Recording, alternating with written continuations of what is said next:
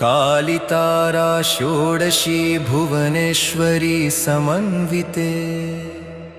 छिन्नाभैरवि धूमावती बगला मातृका मातंगी कमलायुक्ते देवी त्वां प्रणमाम्यहम्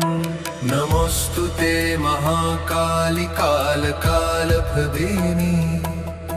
नमोऽस्तुते श्मशानस्था भयनाशिनी योगिनी नमोऽस्तुते